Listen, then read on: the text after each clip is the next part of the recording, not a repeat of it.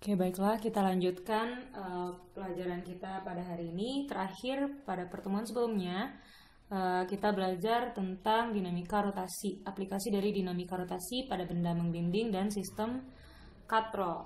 Nah, sekarang pada sistem katrol ini sebenarnya ada cara cepatnya. Kayak gimana caranya?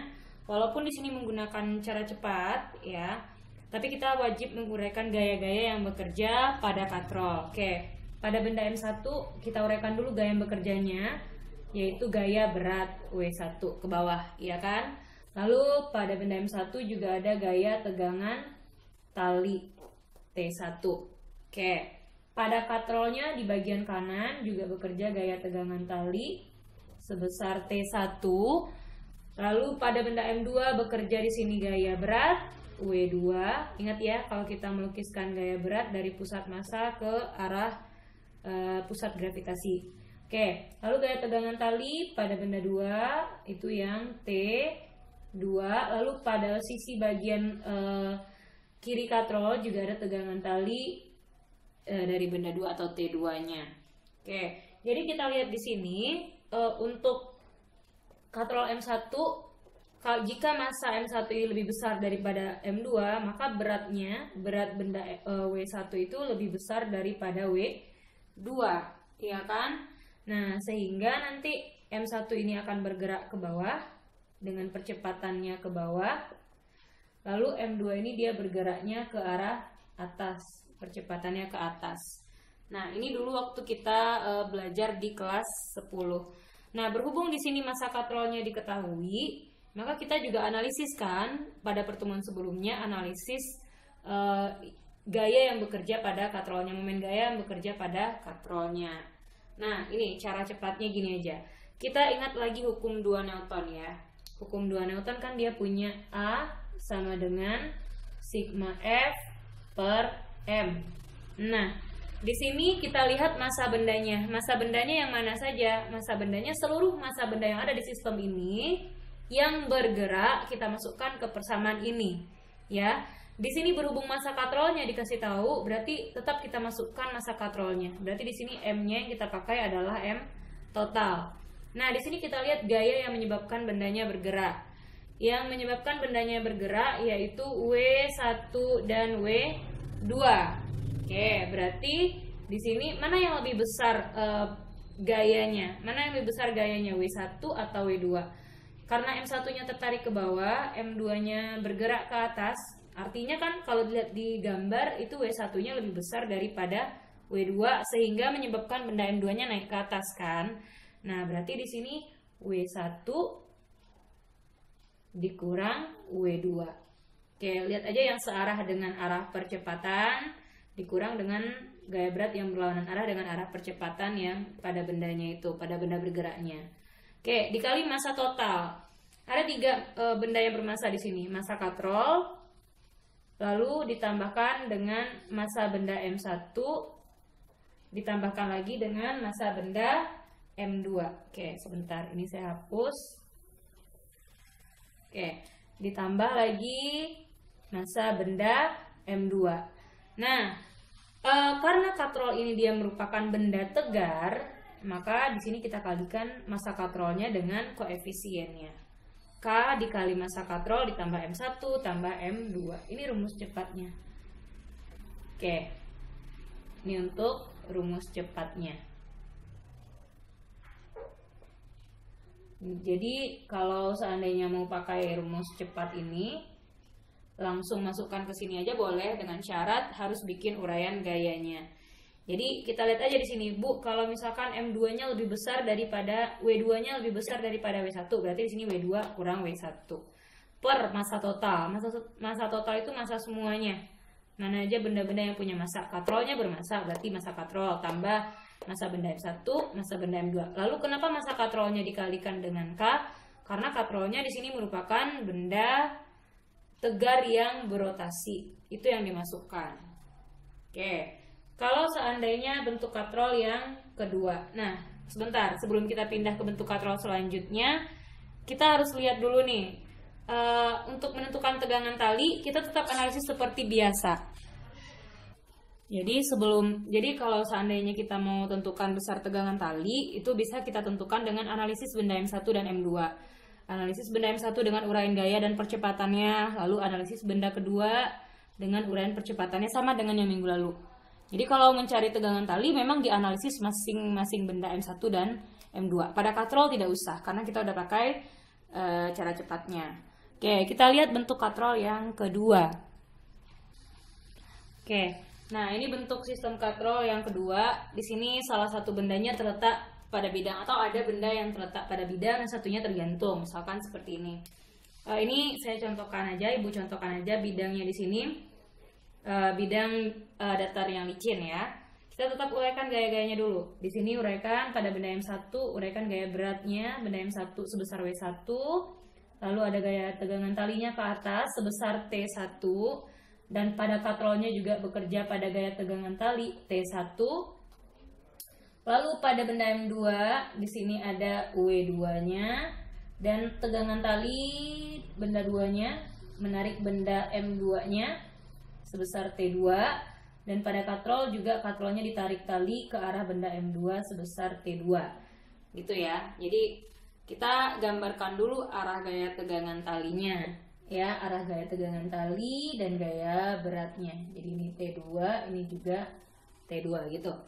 Oke. Nah, di sini kemana percepatannya? Di kelas 10 dulu kita sudah belajar kalau ada sistem katrol yang seperti ini. Di sini yang mempengaruhi bendanya bergerak adalah gaya W1 saja. W2-nya tidak, karena W2-nya kan bergeraknya pada bidang datar, pada sumbu X, sedangkan gaya beratnya pada sumbu Y. Jadi gaya berat di sini tidak mempengaruhi gerak benda M2. Yang mempengaruhi gerak benda M2 adalah gaya W1 ini, sehingga dia bisa tertarik ke arah sumbu X-nya. Nah, maka arah percepatannya ke arah benda W1, ke arah benda M1. Oke. Kalau benda M1-nya percepatannya ke bawah, maka benda M2-nya akan bergerak ke kanan. Bu, apakah ini berlaku jika M1-nya lebih besar daripada M2? Tidak ada hubungannya. Walaupun di sini nanti M1-nya lebih kecil daripada M2, arah percepatannya tetap ke arah M1. Karena gaya yang mempengaruhi gerakan bendanya hanya gaya berat W1-nya saja. Oke. Nah, cara cepatnya bagaimana? Cara cepatnya bagaimana? Tetap kita masukkan untuk mencari percepatan ya. Kita hukum 1 Newton. A sama dengan sigma F per M total. Massa total. Sebentar. Oke, berarti di sini A sama dengan sigma F per massa total. Nah, di sini gaya yang mempengaruhi gerakan benda adalah gaya W1 saja. Nah, berarti di sini sigma F-nya kita ambil gaya mempengaruhinya hanya gaya berat saja. Per massa total, ada beberapa buah benda yang bermassa. Benda M1, massa katrol, dan M2. Ya. Nah, berarti semua benda yang bermassa kita masukkan ke persamaan ini. Berarti massa katrolnya diketahui, ditambah massa benda pertama, lalu tambah massa benda yang kedua. Karena katrol merupakan benda tegar, maka di sini di massa katrolnya kita kalikan dengan K. Jadi kalikan dulu massa katrolnya dengan K, baru ditambah M1 dan M2. Nah, ini persamaannya yang cepatnya, rumus cepatnya atau cara cepatnya. Gitu aja. Ingat ya, sekali lagi ditekankan, jika M1-nya lebih besar daripada M2, percepatannya juga arah ke arah bawah, ke arah M1. Jika M1-nya lebih kecil daripada M2 pun, percepatnya juga ke arah M1. Karena gaya yang mempengaruhi dua buah benda ini bergerak hanya gaya tarik oleh W1-nya saja. Ya. Oke. Di kelas 10 dulu sudah dijelaskan. Bagaimana kalau kita ingin menentukan tegangan tali? Jadi untuk menentukan besar tegangan tali, kita tinjau masing-masing benda. Jadi analisis masing-masing benda. Kita lihat tegangan tali pada benda M1. Oke. Pada benda M1 untuk tegangan talinya berarti kita lihat aja benda M1.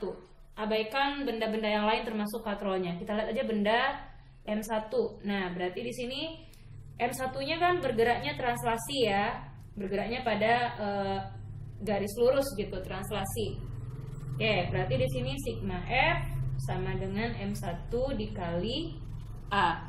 Oke, maka di sini gaya yang mempengaruhinya benda M1 itu ada W1 dan T1. W1 searah dengan A, berarti W1-nya positif. Lalu gaya T1-nya berlawanan arah dengan A, berarti T1-nya negatif. Dikurang T1 sama dengan M1 dikali A. Oke.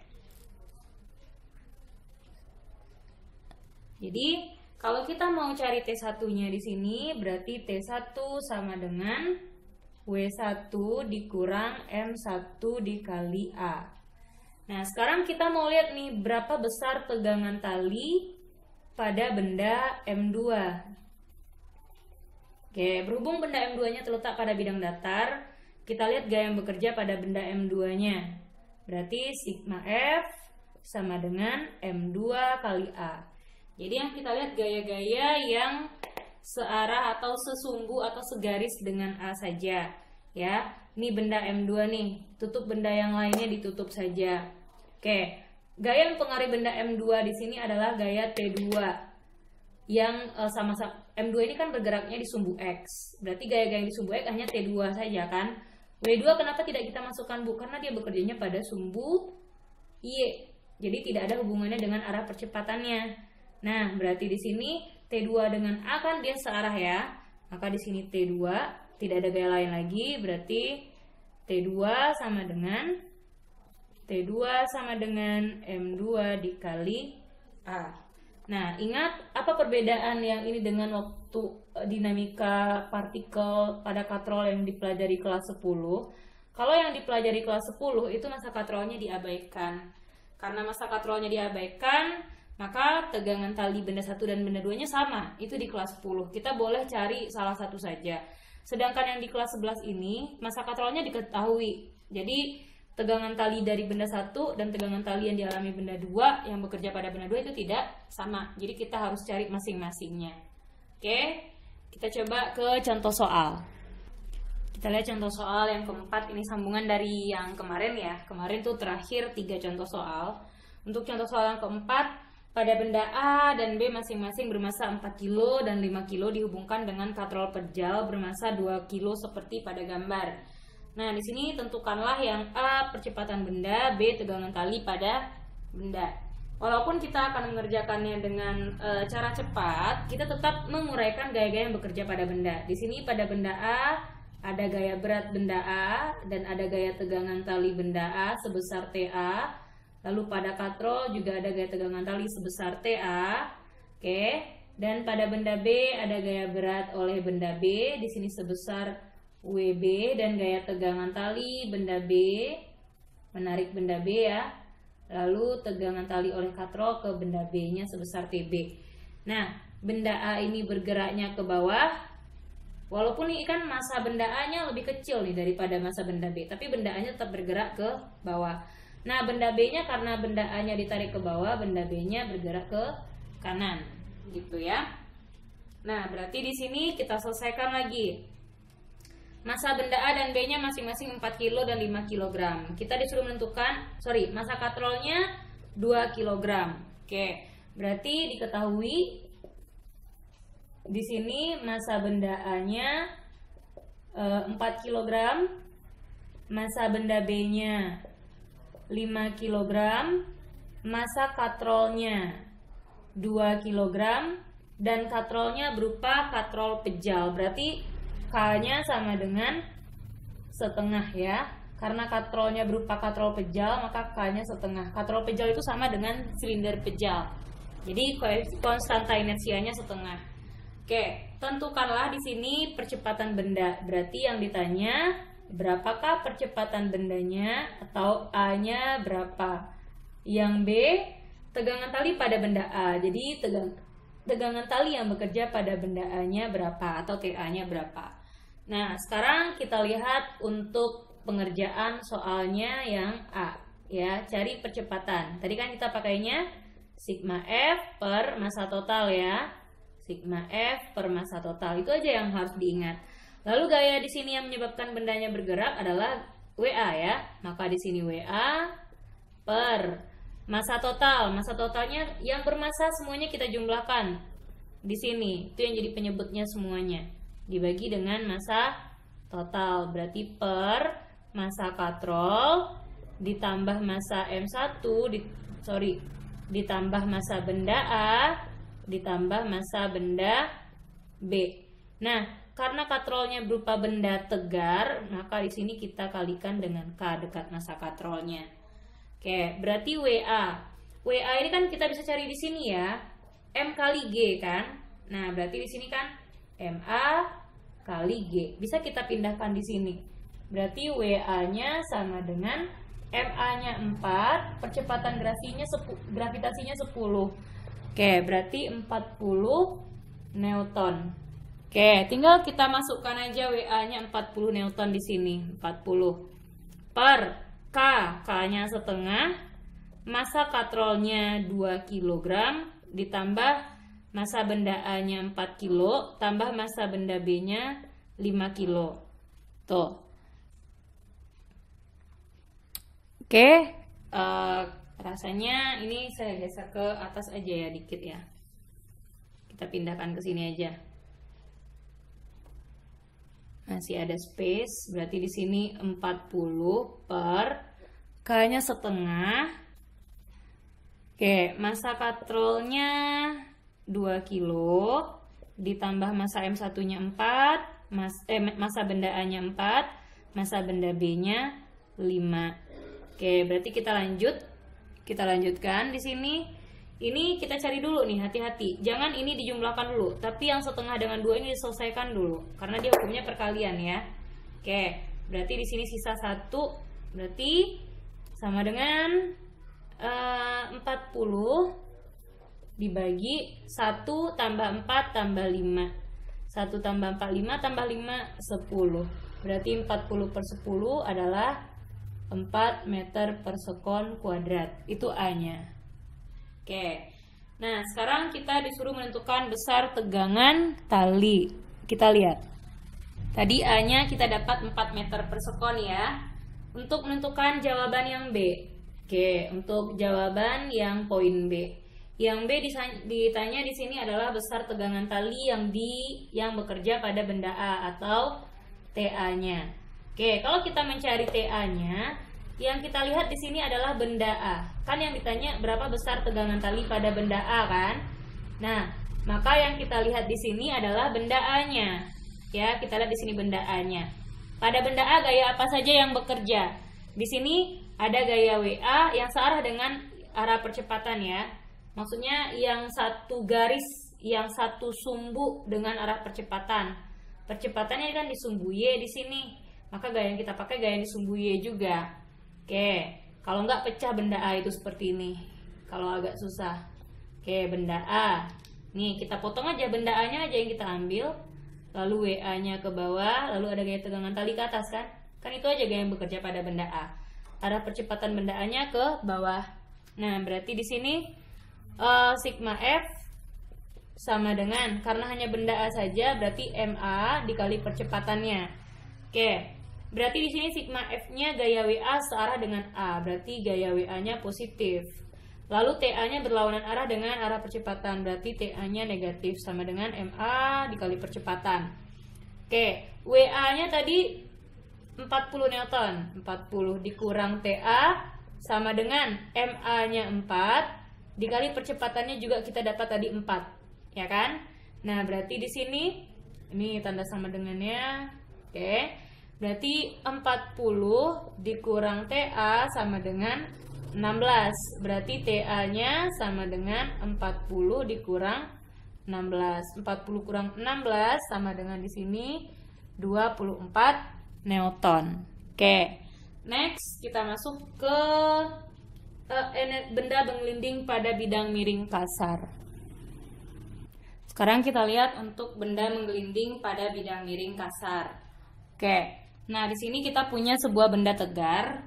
Nah, benda tegar ini dia menggelinding melalui bidang miring. Nah, di sini kita ambil bidang miringnya bidang miring kasar ya, karena kalau bidang miring licin biasanya tidak terjadi rotasinya. Oke. Sekarang kita lihat di sini berarti kita uraikan gaya-gaya yang bekerja. Di sini ada gaya berat. Kita uraikan gaya beratnya sebesar W di sini. Lalu gaya berat ini pada bidang miring seperti biasa ya di kelas 10 kita uraikan ke arah sumbu Y-nya. Kita uraikan ke arah sumbu X-nya. Oke, berarti ini jadinya kalau di sini sudutnya sama sebesar theta, sudutnya sebesar theta misalkan, berarti di sini yang W sin theta, ini yang W cos theta. Oke, lalu karena dia bidang miring kasar, kan dia ibaratnya kalau dia menuruni berarti anggaplah percepatannya ke bawah ya. Oke, percepatannya ke bawah kita ambil. Maka nanti gerak rotasinya seperti ini. Ada alfanya dan ada gaya geseknya. Kalau dia bergerak menuruni berarti gaya geseknya ke arah atas bidang miring. Oke. Nah, benda ini karena dia menggelinding berarti ada dua yang dia alami. Ada gerak rotasinya, ada gerak translasinya. Kita analisis masing-masing geraknya. Yang pertama gerak rotasi bendanya dulu. Gerak rotasi bendanya karena dia berotasi, maka yang kita analisis adalah torsinya. Ya. Torsinya sama dengan I dikali alfa. Oke. Nah, pada torsi ini gaya yang kita pakai di sini ada beberapa buah gaya, ada W sin theta, ada W cos theta dan ada gaya gesek. Nah, kalau kita lihat W sin theta dan W cos theta itu tidak tegak lurus dengan lengan gayanya. Semuanya tepat bekerja di poros. Nih, porosnya kan berada di tengah. Sedangkan gaya F gesekannya itu yang tegak lurus dengan lengan gayanya. Jadi kalau kita punya bidang miring seperti ini, lalu ada benda yang menggelinding pada bidang miringnya, berarti kan di sini kita lihat ada gaya yang bekerja ya. Gaya beratnya bekerjanya tepat di poros, W sinnya. W-nya juga tepat di poros. W cosnya juga tepat bekerjanya di poros. Ini W sin theta, ini yang W cos theta tadi. Oke. Nah, lalu gaya geseknya itu yang hanya tegak lurus dengan lengan gayanya. Jadi ini gaya geseknya. Jarak antara gaya gesek ke poros kan itu yang menjadi lengan gayanya. Kan sudah tegak lurus mereka. Nah, maka yang dimasukkan ke torsi hanya gaya yang tegak lurus aja. Ya. Jadi F geseknya yang kita masukkan. Kalau kita tarik F geseknya, kalau kita putarkan ke poros, maka menyebabkan putarannya searah dengan arah percepatan sudut, maka gaya geseknya positif. Jadi di sini F gesek, jarak F geseknya ke poros itu sama dengan R, sama dengan I-nya sama dengan K dikali M dikali R kuadrat, dikali alfanya kita ganti R kuadrat dengan R kanan dengan R kiri. Oke, berarti tinggal F gesek sama dengan K dikali M dikali A. Nah, ini yang disebut atau yang kita misalkan dengan persamaan satu. Jadi ini kita misalkan dengan persamaan satunya. Oke, untuk gerak translasi, kita analisis lagi gerak translasinya. Karena dia bergerak juga ke bawah, dia berputar sambil menuruni. Kalau dia bergerak pada lintasan yang lurus kan juga artinya dia bertranslasi ya. Maka kalau dia bertranslasi yang bekerja di sini adalah hukum 2 Newton. Sigma F sama dengan M dikali A. Nah, yang kita lihat lagi gaya-gaya yang menyebabkan bendanya bergerak lurus atau yang bergerak translasi. Lihat gaya-gaya yang ada hubungannya dengan percepatan, yang satu sumbu dengan percepatan. Di sini percepatannya di sumbu X pada bidang miring, berarti gaya yang di sumbu X di sini W sin theta dan gaya gesek. Berarti A dan W sin kan searah. Berarti kita pakai di sini W sin theta-nya yang positif. Jadi W sin theta, F gesek dengan arah percepatan translasinya atau percepatan linearnya berlawanan atau dengan A-nya berlawanan, maka gaya geseknya negatif sama dengan M dikali A. Jadi untuk W sin theta di sini ada persamaan gaya gesek juga di sini. Bisa kita cari untuk gaya geseknya. Di sini kita substitusi saja besar gaya gesek yang kita dapat di persamaan 1 ke persamaan selanjutnya. Ini kita misalkan dengan persamaan 2. Oke, ini yang kita ambil sebagai persamaan 2-nya. Oke, maka kita substitusikan gaya geseknya. Kalau kita substitusi nilai yang dari persamaan 1 ke persamaan 2, kita tulis ulang lagi. Berarti W sin theta dikurang F gesek sama dengan M kali A. Berarti di sini W sin theta dikurang nilai gaya geseknya kita ganti di sini dengan K M A sama dengan M dikali A. Oke, berarti di sini kita bisa pindah ruaskan. Ya, kita bisa pindah ruaskan. Atau W sin theta-nya di sini, W sin theta sama dengan M dikali A, kita pindah ruaskan yang ada M kali A-nya ke ruas kanan ditambah KMA. Ini kan tandanya negatif, pindah ruaskan jadinya positif. Ya. Nah, berarti ini W sin theta sama dengan M kali A, ini ada KMA. Berarti kita bisa keluarkan salah satu persamaannya ya. Kita bisa keluarkan MA-nya. Oke, berarti M dikali A dikali 1 ditambah K. Ya kan? Kalau ini MA-nya kita keluarkan sisa 1. Kalau ini KMA-nya, MA-nya kita keluarkan tinggal di sini K-nya. Kalau kita mau cari nilai A-nya, berarti untuk nilai A-nya A sama dengan W sin theta per 1 ditambah K. Ini masih bisa disederhanakan lagi. Jadi ini boleh dipakai. Ya, boleh kita ini kita jadikan persamaan ya. Persamaan yang sudah kita turunkan. Boleh kalau mau disederhanakan lagi yang ini. Berarti A-nya sama dengan W itu kan M kali G ya. Sorry, ini M dikali A 1 ditambah K. Oke, tadi tertinggal sedikit. Nah, kan gini nih awalnya. Atau boleh kita ambil di sini W itu kan M kali G. M kali G sin theta per di A-nya sama dengan M kali G sin theta per M dikali A dikali 1 tambah K. Gitu kan? Nah, M-nya sederhanakan atas bawah. Sorry, ini M aja. Ini juga M saja karena A-nya sudah kita keluarkan. Oke, nah berarti di sini A-nya sama dengan G sin theta per 1 ditambah K. Oke.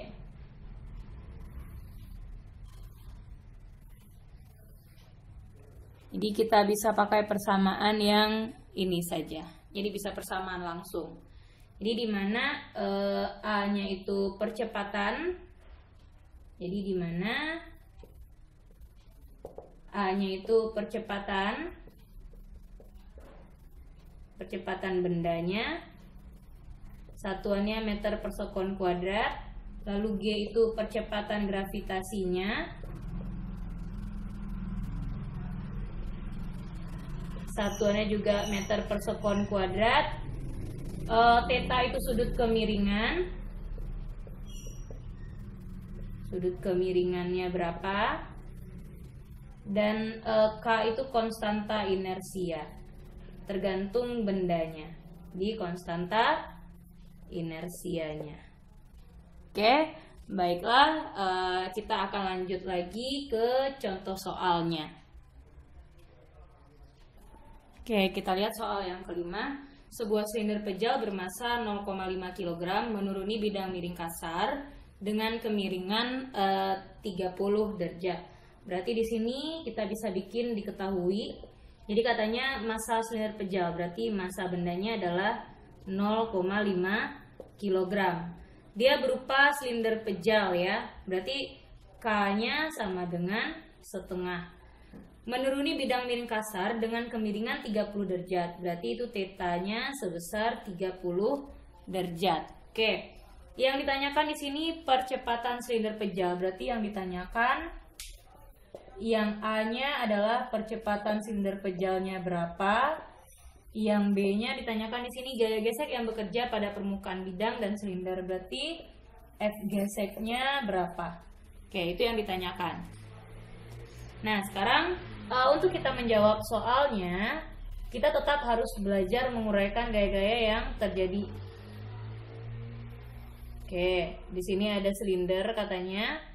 Dia menuruni bidang miring kasar. Anggaplah silindernya seperti ini, ya, tanpa 2 dimensi saja. Lalu di situ ada gaya yang bekerja, ada gaya geseknya, lalu ada percepatannya nanti yang ditanya. Oke, sebentar. Gambarkan bidang miringnya. Lalu ada silinder. Oke. Coba kita lihat. Berarti di sini gaya yang bekerjanya di sini kan gaya berat sebesar W. Lalu gaya yang kita uraikan ke arah sumbu Y-nya ini W sin theta. Lalu kita uraikan ke arah sumbu X-nya atau W cos theta. Dan kita uraikan lagi gaya geseknya ke atas, ya, F gesek. Katanya dia saat menuruni, berarti arah percepatannya ke bawah, maka percepatan sudutnya kan begini bentuknya. Oke, kita pakai rumus cepat ya. Berarti kalau kita pada bidang miring, kita cari percepatannya A sama dengan G sin theta per 1 ditambah K. 1 ditambah K. Udah gini aja kita pakai. Berarti G-nya itu yang 10 dikali sin kemiringannya 30, θ-nya 30 per 1 ditambah K. 1 ditambah K-nya di sini setengah. Oke, nah berarti sin 30 itu kan setengah ya. Kita lanjut di sini. Berarti A-nya sama dengan 10. Sin 30 itu setengah bagi 1 ditambah setengah 3/2 atau 1,5. Oke, ini kita sederhanakan. 10 dengan 2-nya di sini 5. Berarti dapatnya di sini A-nya sama dengan 5 per 3/2 gitu ya. Atau A-nya sama dengan 5 kali 2 per 3, ya kan? Nah, berarti di sini 10 per 3 meter per sekon kuadrat. Udah gitu aja. Nggak usah dirubah lagi ke desimal juga tidak masalah. Oke, kita lihat lagi gaya geseknya. Jadi kita dapat tadi A-nya 10 per 3 meter per sekon kuadrat. Sekarang kita mau cari gaya geseknya. Oke, kita cari besar gaya gesek. Berarti F gesek sama dengan K dikali M kali A. Oke, berarti K-nya di sini setengah karena dia berupa silinder pejal. Masanya tadi 0,5 dikali A-nya 10 per 3. Oke, berarti di sini 0,5 kali 10 kan 5 ya, 5. 2 kali 3, 6. Berarti 5 per 6 satuannya adalah Newton. Nggak masalah, nggak usah diubah ke ke bilangan desimal pun tidak masalah sebenarnya. Oke. Next, kita akan masuk lagi ke energi kinetik rotasi. Lanjut ke energi kinetik rotasi. Jadi, untuk energi kinetik rotasi itu merupakan energi kinetik yang dihasilkan saat bendanya berotasi atau berputar pada porosnya. Nah, jadi kalau kita belajar, kita pernah belajar yang namanya EK itu sama dengan setengah mv kuadrat. Tapi pada energi kinetik rotasi itu yang menyebabkan benda berotasi adalah momen gaya. Nah, di mana di situ ada tingkat kelubangannya namanya momen inersia. Maka kita bisa rumuskan kalau energi kinetik rotasi itu setengah I omega kuadrat. Jadi EKR untuk membedakannya dengan energi kinetik biasa atau translasi. Jadi energi kinetik rotasi itu kita bisa simbolkan dengan EKR. energi kinetik rotasi, setengah I dikali omega kuadrat. Nah, jadi EKR itu energi kinetik rotasi, satuannya tetap dalam Joule, I moment inersia, satuannya dalam kilogram meter kuadrat, omega kecepatan sudut, satuannya radian per sekon. Nah, di sini yang namanya benda, kalau kita dalam dinamika rotasi itu ada yang dinamakan bendanya dalam geraknya menggelinding. Jadi pada benda menggelinding dia juga punya energi kinetik. Tapi energi kinetik yang terjadi itu tidak hanya energi kinetik rotasi saja. Karena pada benda menggelinding ada dua gerakan. Ingat, dua gerakan yang mereka alami, bertranslasi dan berrotasi. Sehingga energi kinetiknya juga ada dua jenis, yaitu energi kinetik translasi dan energi kinetik rotasi. Jadi pada benda menggelinding, kalau ditanya berapa besar energi kinetiknya, maka itu maksudnya adalah energi kinetik translasi ditambah energi kinetik rotasi. Ya, pada saat benda menggelinding, maka energi kinetik total yang terjadi atau energi kinetik yang terjadi adalah penjumlahan antara energi kinetik translasi ditambah dengan energi kinetik rotasi. Nah, jadi EK total itu bisa dirumuskan dengan EKT ditambah EKR.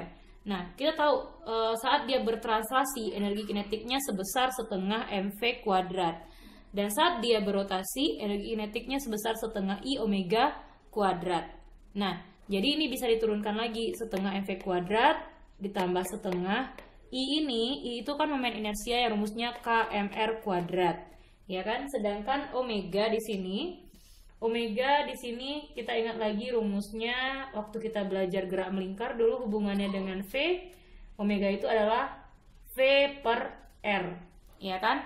Nah, jadi kalau omega kuadrat, V kuadrat per R kuadrat. Sehingga di sini setengah mv kuadrat ditambah setengah kmr kuadrat dikali V kuadrat per R kuadrat. Ini R kuadrat dan R kuadratnya bisa disederhanakan. Nah, jadinya di sini setengah mv kuadrat ditambah setengah kmv kuadrat. Itu yang tinggal lagi ya.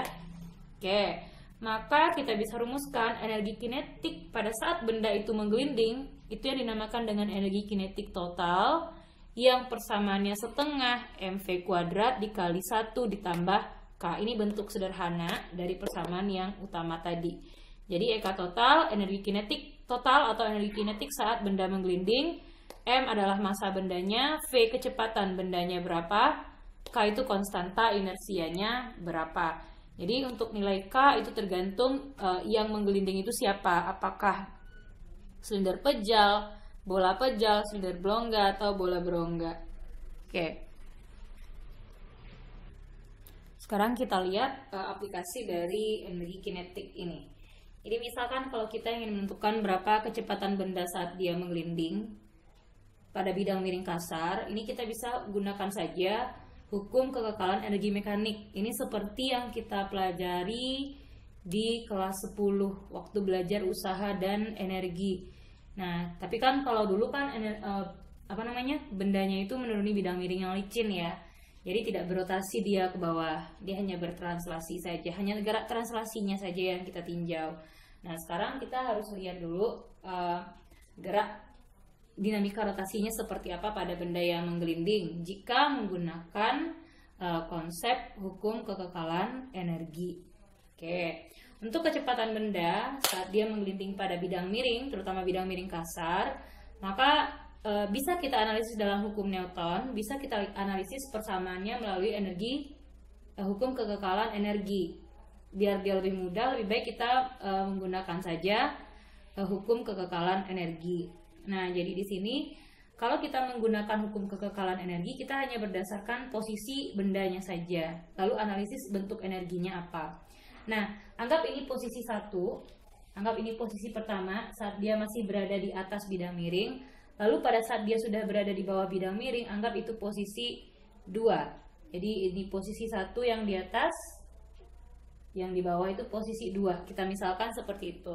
Nah, di saat dia masih berada di puncak bidang miring, kalau kita lihat energi yang ada, yaitu dia hanya punya energi potensial. Saat dia berada di posisi 1, energi potensialnya bisa sebesar mgh. Nah, sedangkan energi kinetiknya itu dia akan menggelinding kan, dia sudah mulai menggelinding. Berarti nanti energi kinetiknya EK total ya. EK translasi pada saat posisi 1 ditambah EK rotasi. Dia masih dalam keadaan diam ini di posisi 1, berarti EK-nya 0 gitu. Nah, saat dia sampai di posisi 2, berarti di sini untuk energi potensialnya EP-nya di posisi 2 yang 0. Lalu nilai energi kinetiknya itu yang energi kinetik translasi ditambah energi kinetik rotasi. Oke, saat dia berada di posisi kedua. Nah, sehingga kita bisa rumuskan nih. Dia punya nilai EK kan? Kalau dibuatkan lagi EK-nya ini sama dengan EK translasi di posisi 2 ditambah EK rotasi saat dia berada di posisi 2. Oke. Nah, di sini kita bisa turunkan lagi persamaannya menggunakan hukum kekekalan energi mekanik. Berdasarkan hukum kekekalan energi mekanik, di mana energi mekanik itu nilainya selalu konstan walaupun bendanya ini berpindah-pindah posisi. Jadi kita bisa rumuskan EM1 besarnya sama dengan EM2. Maksudnya begini, energi mekanik di posisi 1 akan sama hasilnya nanti di energi mekanik di posisi kedua. Jadi energi mekanik itu nilainya tidak pernah berubah-ubah. Yang berubah itu hanya nilai energi potensial atau energi kinetiknya saja. Nah, jadi untuk menentukan energi mekanik kan bisa kita tentukan dengan persamaan EP tambah EK ya, atau EK tambah EP. Jadi EP di posisi 1 ditambah EK di posisi 1 sama dengan energi mekanik saat berada di posisi 2, berarti energi potensial di posisi 2 ditambah energi kinetik saat dia berada di posisi kedua. Nah, saat di posisi 1 dia masih diam, belum bergerak, belum menggelinding. Artinya energi potensialnya baru yang dimiliki. Jadi energi potensialnya sama dengan M kali G kali H. Sedangkan energi kinetiknya, energi kinetik total maupun energi kinetik rotasinya sama dengan 0. Lalu saat dia berada di posisi kedua, otomatis nanti dia sudah sampai di dasar bidang miring, maka dia tidak punya ketinggian lagi terhadap bidang miringnya. Berarti energi potensialnya yang sama dengan 0. Ditambah EK2. EK2-nya ini energi kinetik saat dia mengelinding tadi. Pas dia menuju dasar bidang miring kan dia masih punya kecepatan, baik itu kecepatan linear maupun kecepatan sudut. Artinya dia punya 2 buah energi kinetik, ya. Kan dia turunnya mengelinding tadi.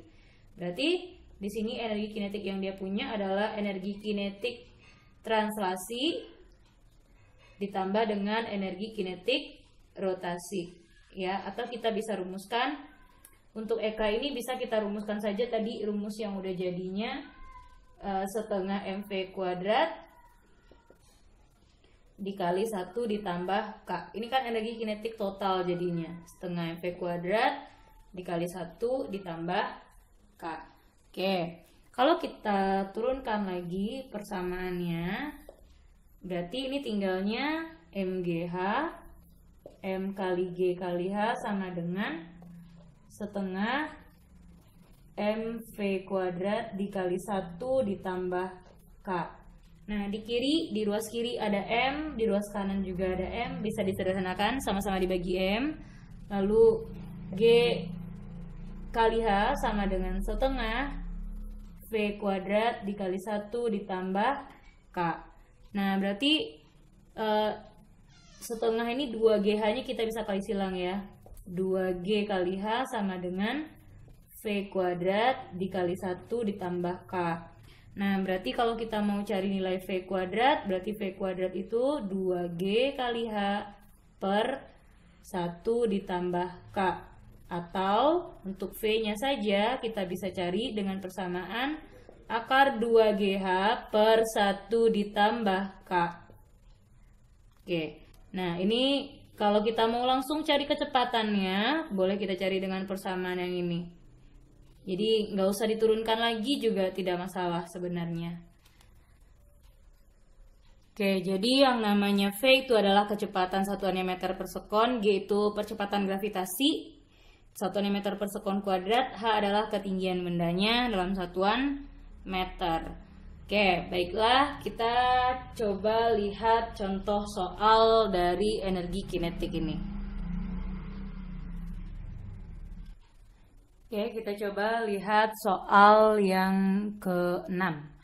Sebuah roda bermassa 10 kg menggelinding pada bidang miring kasar dari ketinggian 4 meter. Berarti kalau kita bikin diketahuinya aja langsung boleh, silakan.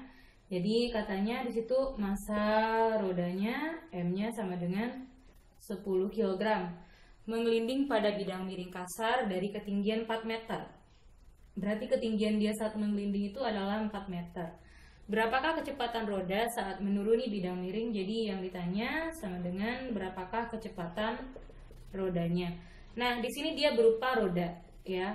Kalau dia berupa roda, berarti dia punya nilai konstanta inersia itu sama dengan 1. Jadi, nilai konstanta inersia itu bisa dirumuskan, bisa nilainya sesuai dengan tergantung bendanya. Jadi kalau untuk roda itu ibaratnya sama dengan benda tegarnya, yaitu partikel sama juga dengan silinder berongga, ya. Jadi K-nya sama dengan 1. Oke, nah berarti kita pakai rumusnya yang sudah jadi aja. Berarti kita pakai tadi rumusnya untuk mencari kecepatan kan V sama dengan akar 2 kali G kali H per 1 ditambah K. Oke, ini sengaja dikurung biar itu yang kalian kerjakan duluan. Berarti untuk V sama dengan akar 2 kali 10 kali ketinggian saat dia akan menuruni bidang miring itu 4 meter per 1 ditambah K-nya setengah. K-nya 1 karena dia berupa roda, ya.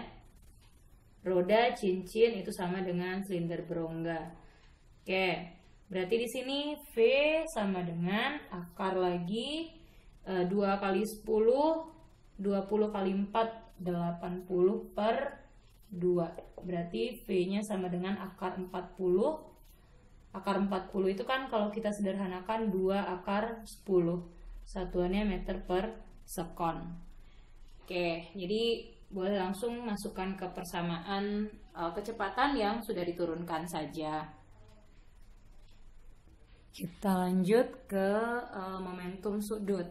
Nah, di sini waktu kita kelas 10 itu kita belajar antara momentum dan impuls, ya. Dimana yang namanya momentum linear itu kalau yang di kelas 10 itu momentum juga, tapi itu momentum linear. Jadi yang namanya momentum linear itu kesulitan atau kesukaran benda untuk berhenti bergerak, kan. Itu waktu kita belajar momentum di kelas 10. Itu momentum linear yang kita pelajari. Tapi kelas 11 ini kita belajarnya momentum sudut. Di mana momentum sudut itu adalah kecenderungan atau kesukaran benda untuk berhenti berotasi. Jadi itu yang dinamakan dengan momentum sudut. Nah, bagaimana cara kita menentukan momentum sudut? Untuk menentukan momentum sudut itu, momentum sudut itu dilambangkan dengan L besar, di mana L besar sama dengan I dikali omega. Jadi yang namanya momentum sudut, momen inersianya dikali dengan kecepatan sudutnya. Nah, jadi momentum sudut itu adalah yang L, I momen inersia, omega itu kecepatan sudut. Kecepatan sudut di sini satuannya dalam radian per sekon. Nah, dalam momentum sudut ini kita juga belajar tentang hukum kekekalan momentum sudut. Nah, jadi bunyi hukum kekekalan momentum sudut yaitu pada saat benda itu berotasi, besar momentum sudut pada keadaan awalnya akan sama dengan besar momentum sudut pada keadaan akhir jika tidak ada gaya luar yang mempengaruhi gerak benda tersebut. Nah, sehingga kita bisa simbolkan atau bisa rumuskan sigma L sama dengan sigma L aksen. Jadi sigma L ini untuk jumlah momentum sudut mula-mula, L aksen atau sigma L aksen itu untuk jumlah momentum sudut akhir. Nah, jadi kan karena kita dapat tadi yang rumusnya momentum sudut itu I dikali omega, jadi kita tinggal ganti ini I dikali omega sama dengan I aksen kali omega aksen. Nah, di sini untuk momen inersia nilainya itu tidak selalu berubah, ya. Di awal dengan di akhir itu berbeda, tidak selalu seperti itu. Momen inersia itu bisa berubah jika ada perubahan massa benda dan ada perubahan jarak benda ke porosnya, ke poros rotasinya. Tapi jika tidak ada, maka momen inersia akhir dan awalnya itu pasti sama. Atau kalau dia punya jenis bendanya sama, dia pasti punya momen inersia yang sama juga di keadaan awal dan keadaan akhir, ya. Oke, sekarang kita coba lanjut ke contoh soalnya. Oke, sekarang kita lihat contoh soalnya untuk aplikasi dari hukum kekekalan momentum sudut. Ya, di sini hukum kekekalan momentum sudut itu berperan ketika ada benda yang berputar, kita sulit, kapan waktunya kita sulit menghentikan benda itu untuk berhenti berputar gitu. Nah, jadi pada benda-benda yang berotasi sebenarnya dia punya momentum sudutnya, ya. Jadi contohnya ini aplikasinya dalam kehidupan sehari-hari itu pada penari balet. Contoh, seorang penari balet berputar sambil merentangkan tangannya dengan kecepatan sudut 3 radian per sekon. Berarti yang dikasih tahu atau yang diketahuinya di sini adalah kecepatan sudut. Kita tahu tadi kecepatan sudutnya dilambangkan dengan omega, 3 radian per sekon. Lalu momen inersianya 120, berarti I-nya sama dengan 120 kg meter kuadrat. Di sini maksudnya penari balet itu kan dia punya berbagai macam gaya ya saat dia melakukan putaran. Jadi yang pada keadaan awal itu penari baletnya dia berputar sambil merentangkan tangannya, ya sambil merentangkan tangannya. Maka kecepatan sudutnya katanya saat itu 3 radian per sekon. Sedangkan momen inersianya 120 kg meter kuadrat. Nah, lalu penari balet ini, jika penari balet tersebut berputar sambil mendekapkan tangannya ke dada. Nah, dia mendekap atau melipat tangannya ke bagian dada. Nah, otomatis kecepatan sudutnya itu semakin cepat dia berputar, ya, karena tidak ada hambatan udara yang dia lalui kan. Kalau tangannya direntang itu kan banyak hambatan udara yang mengenai permukaan tangannya yang direntang tadi. Kalau tangannya didekap itu akan memperkecil hambatan udara dan akan mempercepat putaran sudutnya. Nah, jadi pada keadaan akhir atau pada keadaan selanjutnya, pada keadaan kedua, dia mendekapkan tangannya. Maka terjadi perubahan kecepatan sudut atau kecepatan sudut aksennya 12 radian per sekon. Ya, jadi kalau ketemu tanda seperti ini bacaannya adalah omega ya. Bacaannya omega. Jangan sampai lupa lagi. Nah, lalu katanya di sini yang ditanya, pada saat tangannya direntang itu berapakah momen inersianya? Jadi yang ditanya di sini berapakah momen inersianya berapakah momen inersianya bukan saat direntang ya, saat tangannya didekapkan ke dada. Berarti pada keadaan kedua berapakah momen inersianya? Itu yang ditanyakan. Berarti I aksennya berapa? Nah, berarti di sini ada perubahan bentuk putaran, ada perubahan kecepatan sudut, dan ada perubahan momen inersia. Artinya kita punya di sini berlaku di sini konsep hukum kekekalan momentum sudut. Oke, berarti jumlah momentum sudut pada keadaan awal sama dengan jumlah momentum sudut pada keadaan akhir. Nah, di sini keadaan mula-mula tangannya direntang, berarti I dikali omega pada keadaan awal saat tangannya direntang sama dengan I aksen dikali omega aksen. Ini pada saat keadaan tangannya didekapkan ke dada. Tinggal kita masukkan di sini. I-nya 120 dikali omeganya 3 radian per sekon sama dengan I aksennya ditanyakan, lalu dikalikan dengan omeganya pada saat tangannya didekap ke dada itu 12 radian per sekon. Oke, nah berarti ini kita bisa sederhanakan ya kiri dan kanan antara 120 dengan 12. Nah berarti di sini tinggalnya 10 ya, 10 dikali 3 atau 30 sama dengan I aksen. Berarti momen inersianya adalah 30. Jadi kalau kita mau bikinkan satuan 30 kg meter kuadrat. Ini ya aksennya. Oke, Bu, tadi Bu bilang momen inersia itu tidak berubah jika tidak ada perubahan massa dan tidak ada perubahan jarak antara benda dengan sumbu putar. Sumbu putarnya ini masih di bagian tengah-tengah badan kan. Penari balet kan biasanya berputar pada sumbu rotasinya sendiri.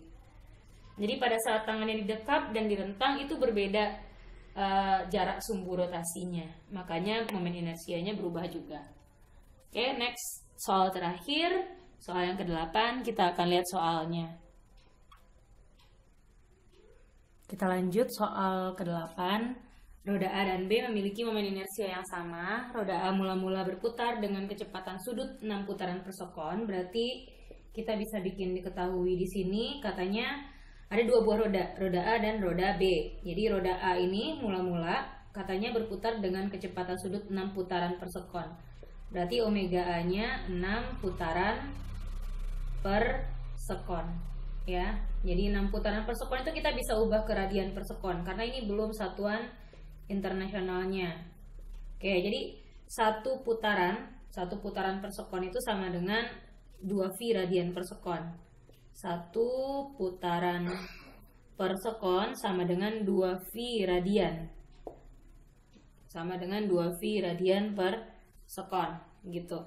Nah, berarti kalau 6 putaran per sekon itu kan sama dengan 12 ya. 12V radian per sekon, ya kan?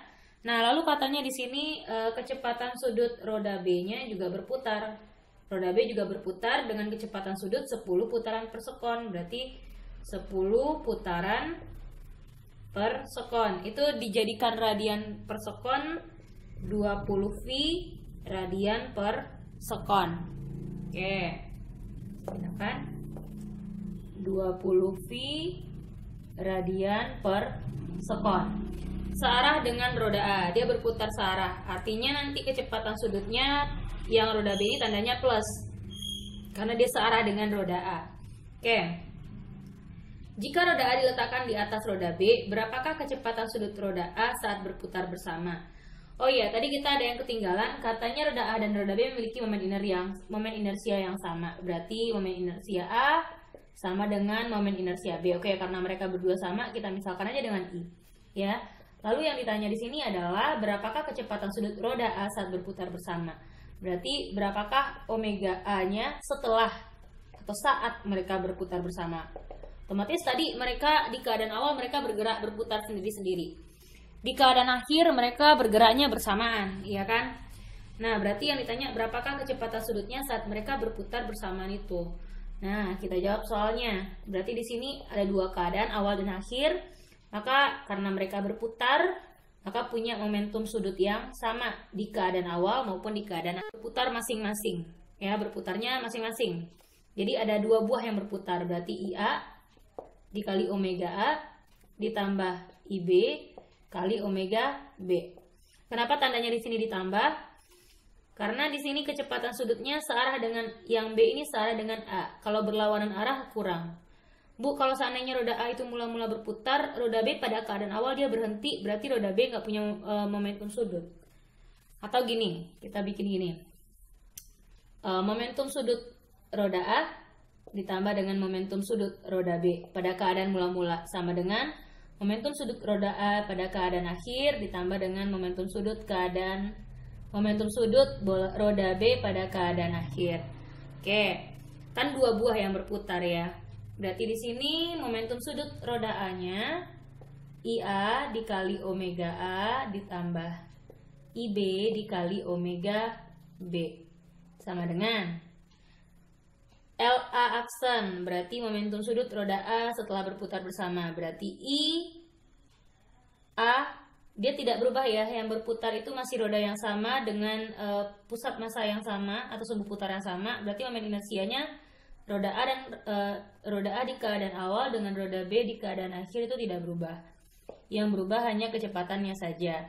Kecepatan roda A pada keadaan kedua atau pada keadaan akhir ditambah IB, roda B juga tidak berputar. Yang berputar masih roda yang sama dikali dengan kecepatan sudut roda B pada keadaan akhir. Oke. Momen inersia roda A kita punya tadi momen inersianya sebesar I karena dimisalkan di soal karena IA sama dengan IB maka kita misalkan dengan I saja. IA dikali omega A nya kita pakai yang satuan sudah internasionalnya 12V ya ditambah IB nya dalam I saja dikali omega B nya kita pakai juga yang dalam satuan internasionalnya. Oke, besarnya sebesar 20V. Oke, I dikali 20V sama dengan IA-nya dalam I dikali omega A aksen itu sama. Jadi gini, kalau dua buah benda berputarnya berdempet, jadi ini ya, misalkan ini tadi dia punya masing-masing. Ini mula-mula roda A dulu. Lalu ini roda A berputar pada sumbu rotasinya. Lalu ada roda B nih, roda B-nya juga berputar pada sumbu rotasinya. Ini roda B. Nah, mula-mula dia berputar sendiri-sendiri. Sekarang, pada saat si roda B ini masih berputar, diletakkanlah roda A di atas roda B-nya. Makanya kan mereka berputar bersamaan jadinya. Mereka berputar di sumbu putar yang sama, berdempet. Makanya pada keadaan terakhir omega A aksen itu kecepatan roda A saat dia berputar bersama sama juga dengan kecepatan roda B saat dia berputar bersama juga. Karena mereka sama, kita misalkanlah dengan omega aksen saja ya. Oke, berarti omega A ini dimisalkan dengan omega aksen ditambah IB atau I saja dikali omega aksen. Jadi kalau dia sudah berputar bersamaan itu kecepatan sudutnya juga sama. Nah, lalu di sini I dikali 12V ditambah I dikali 20V. Oke, berarti 12V tambah 20V kan itu 32V. I sama dengan I omega aksen ditambah I omega aksen, berarti 2I omega aksen, ya kan?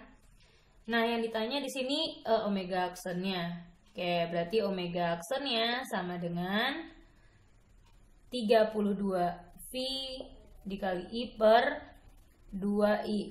Oke, atau boleh kalian coret I kiri kanan dulu. Jadi di ruas kanan kan ada I nih.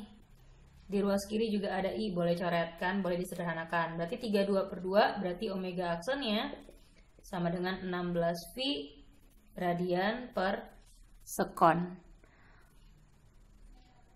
Oke, jadi ini soal terakhir kita tentang hukum kekekalan momentum sudut. Nah, lalu tipsnya di sini, kalau misalkan pada keadaan awal si roda tadi dia berputar arahnya berlawanan, maka kecepatan sudut roda B ini negatif karena dia berlawanan dengan arah putaran si roda A. Nah, jadi kita boleh kasih tanda min di sini. Tapi karena dia berputar searah, maka kita pakai tanda plus. Lalu bentuk soal yang selanjutnya bisa saja nanti pada keadaan awal itu hanya roda A saja yang berputar. Roda B diam. Kalau roda B-nya diam berarti momentum sudutnya kan 0, tidak punya momentum sudut. Ya kan? Jadi gitu. Atau roda A-nya yang diam pada keadaan awal. Nah, itu bentuk sudut. Itu bentuk soal-soalnya. Lalu harus hati-hati aja menjawab soal ini. Kalau dia soalnya masih dalam kecepatan sudutnya masih dalam satuan putaran per sekon, ubahlah dulu ke satuan internasionalnya. Jadi satu putaran per sekon itu sama dengan 2V radian. Nah, jadi 6 putaran per sekon kita ubah ke radian per sekon kan tinggal 16 kali 2V. Nah, makanya dapatnya seperti ini. Oke, baiklah. Sekian dulu pembahasan kita kali ini. Pertemuan selanjutnya kita akan masuk ke kesetimbangan benda tegar. Terima kasih atas segala perhatiannya.